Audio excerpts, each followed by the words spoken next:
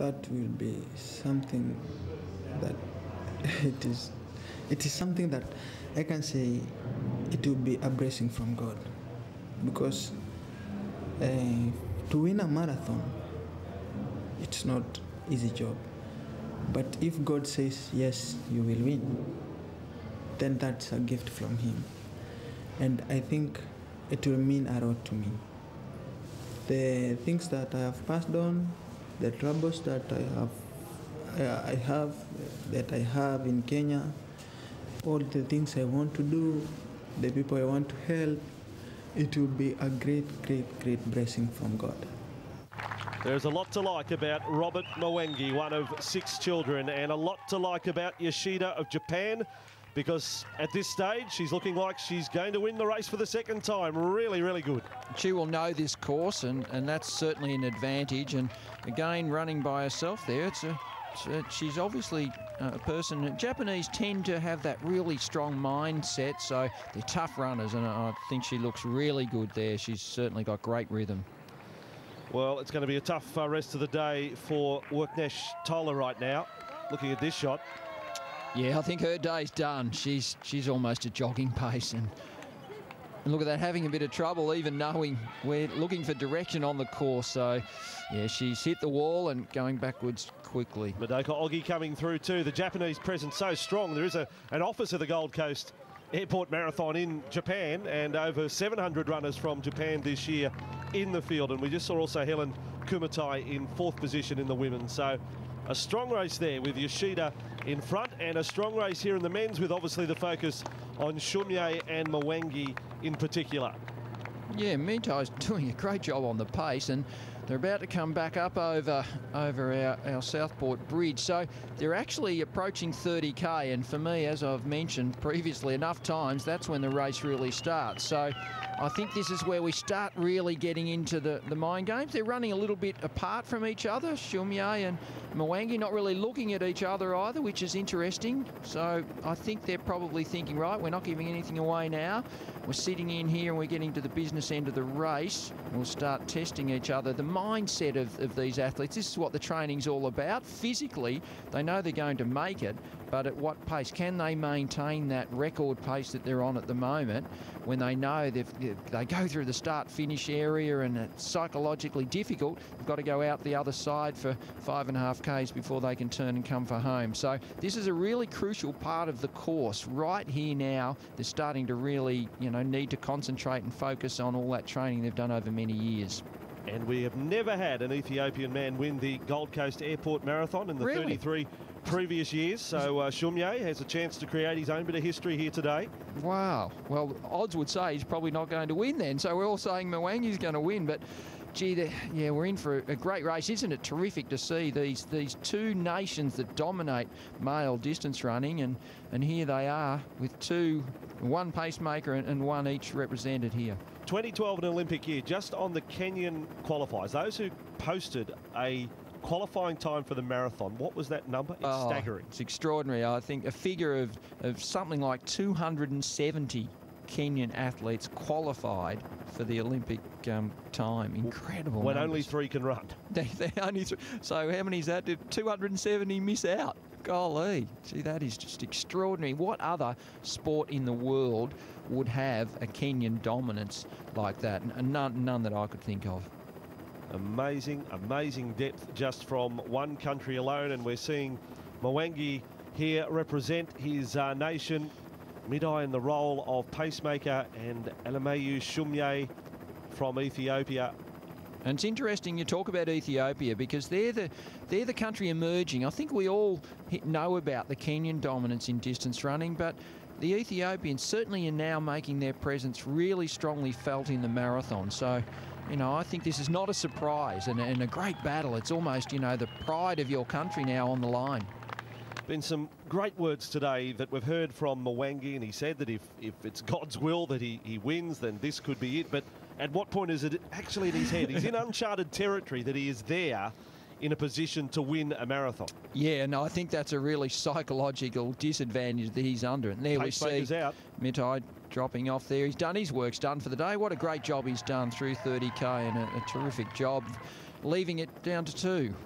And here they are, side by side. Alamayu Shumye and Robert Mwangi. Right now, big crowds out now supporting the Gold Coast Airport Marathon. 34th year, and we could be in for a cracking finish. And despite the size difference, their stride length is almost identical. Well, this is interesting. Mid-Eye's decided to do some overtime as pacemaker. He'd all but done and dusted, but now he'll rejoin. Goes over, has a look for a drink, and thinks, oh, maybe I'm still feeling okay. I can help out again. Grabs a drink. There you go. Now that is loyalty. How about that? He grabs a drink for Kebenai, goes over to help him out. Jumps back in to try and help him to the finish. Good, isn't that just terrific to see that camaraderie in the marathon? What a good moment. Helping out Ernest Kebenai to see if he can get anywhere near these front two. But have a look at Shumye. Has he suddenly found an extra gear? I think this is the significant point. There's definitely a surge there, no doubt about that, up this little rise, and he's looking back as if to say, OK, you're coming with me, because this is the crucial part of the race.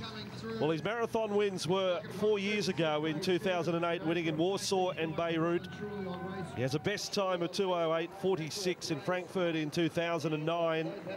And as he crests that hill, he looks like a person who's won a marathon before. Well, his body knows what it's like to be in this position and how far he can actually push it. So now the question has been thrown at Robert Mwangi. We can see the lead clock there. What a great psychological advantage. You know, you're looking up at that lead clock. You know the time's there. That's the challenge now, is that time. And when you got that lead card just in front of you, you know you're having a good day. And this is one of the few parts of the course where you actually come off any sort of incline.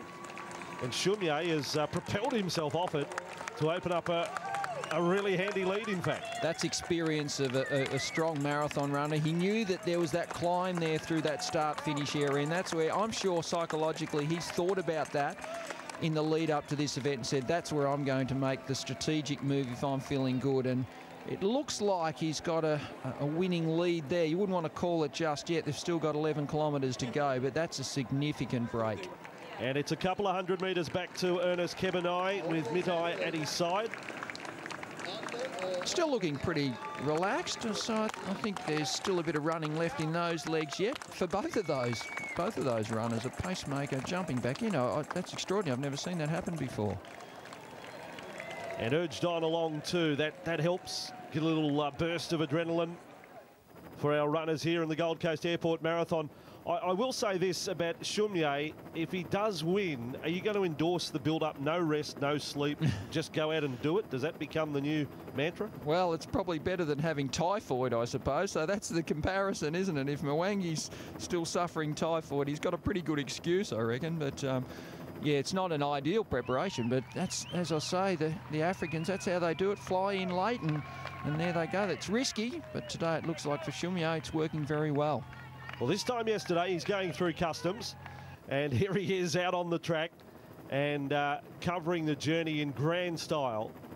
See that flick of the back leg there? That shows that he's running really well, and you compare that to someone like, you know, Kebenai, who hasn't got that knee lift and that flick of the back. That means you're still in really good rhythm and holding that pace very well. So it's almost like, if you think about it, he almost looks like he's almost middle distance running there. He's making a definite surge to open up a good gap here. And you can see substantial gap that it is. For Shumye, tactically, if that hadn't have worked, would he have another crack? He'd just sort of test out Mwangi, but he's sort of broken his heart there in some regard. Yeah, and that's interesting. Normally, with so many Kenyans in the lead pack, they don't do that surging, so because they stick together, but he's isolated Mwangi. As soon as the pacemakers dropped out, he knows it's mano-mano, and he's really taken advantage of that because he knows there's not a pack of Kenyans. So he's put it to him, tested him, he sensed he was struggling, and he's made a significant move then. He could have waited till later, but if you're going to make a move when someone's struggling, psychologically, that's the time you go. And we're looking for a record number of finishes this year at the Gold Coast Airport Marathon. In fact, in the history of the event, we've had, well, the figure is just under 260,000 runners finish their various distances, and Gold Coast Tourism would be wrapped in the weather today. I mean, God's obviously a marathon fan. He's a running fan, and he's turned it on today absolutely spectacular conditions, and it's an event that doesn't just happen too. We have to acknowledge the volunteers and the Suncorp Bank program. Over 1,100 volunteers today make this happen and make it such a successful event. And then, of course, there are the people who just come along to watch as well, and they add to the atmosphere, and certainly appreciated by all the runners. We should acknowledge that, because an event like this doesn't just happen. You know, closing down a lot of what is one of the premier areas in Australia for tourism, and so there's a massive amount of work goes into just getting this event to allow us, these people, to indulge in what they do best, run. And by the way, I mentioned 94-year-old Bill Pacey competing this year, but our oldest competitor in the marathon, 79-year-old Yakishi Suzuki from Hawaii. Fair effort. That is a great effort. Hawaii, I don't know, would have ran some marathons and some time over there. A big marathon history in the Hawaiian marathon as well, and Ironman, of course. Well, Kaori Yoshida is certainly looking to write herself into the record books as a dual winner, as a two-time winner of the Gold Coast Airport Marathon. This has been a command performance today. Look at the crowds on the side of the course there supporting Yoshida, and look at the lift off the ground. Notice her feet. At one stage there you could see both her feet would be in the air. That is a sign that you're really on top of your game when you're clearing the air like that. Well, a big rap for Richard Nicholson, winner of the wheelchair marathon, as our focus starts to turn to the finish line, and it won't be too much longer before we see the finishing time of our winner, and it does look like it's going to be Shumye of Ethiopia. He has really broken the back of Robert Mwangi, and it's in his hands right now as to what time is put up on the board. That's the focus, and although he's looking around, that will be front of mind now. And that's the thing you need. Psychologically, you need to have some goal that you want to achieve, and for him it'll be the bonus, the race record, the fastest time on Australian soil of Rob de Castella from way back. 30th anniversary, wouldn't that be appropriate that we have on the 30th anniversary a fast time up here on the Gold Coast? And Shumye looks really good, and looking up the road and focusing on, he's heading back now towards that finish line, so he'll know how far he's got to go, be well aware that the race is in his hands. It's now just a matter of how fast he can run. And the finish line at the Gold Coast Aquatic Centre at Southport, that will be the venue when the Commonwealth Games hit town in 2018 for all the swimming. And Shumye has set sail for home. And this is a really good showing. Crowd acknowledge that they're watching a great performance here. A world-class run. Now all eyes on that clock. How close can he get to that course record and that Australian all-comers record? Well, of our elite runners, he is the youngest here. Alimayu Shumye, 24 years of age, from Ethiopia. He's into the compound that will take him to the finish line right now, and he is all alone to get the support of the crowd. It's going to be a win for the first time for an Ethiopian runner at the Gold Coast Airport Marathon. And how easy is he handling this part of the track? No sleep, no rest. Flew in yesterday morning, his first trip to the Gold Coast, and he will walk away with a huge victory. He's just blown them away here today. I reckon he could probably get across the line and go again. That's how good he looks. So cheer him home. What a win. Alimayu Shumye, the final 100 metres right now, and it really looks as strong as his first 100. And he's now covered 42.195 kilometres. Little stagger there at the finish. But Shumye does it. The pain sets in as he realises the time just outside the record at 2:10:35. And what about this man, Robert Mwangi? So long ran along his side. Still waiting for that breakthrough win, but a good performance all the same, Steve. A great race today, and look at that terrific camaraderie there between, got the Ethiopian flag, and Kenyan second place again for Mwangi. And Urbis Kebenai across in third position. Suggests he's happy to see that finish line. And ready to kiss the track. Yes. And the citizen runner representing all of Japan and his huge following, and he's done them proud again today. The Ethiopian contingent here, they're always great supporters. They'll always come out and support their athletes, no matter where you travel all around the world. 3 nations represented in our top 4 here, and you can see the smiles on them. Kawauchi there. What a great image to send around the world of what's on offer here at the Gold Coast Airport.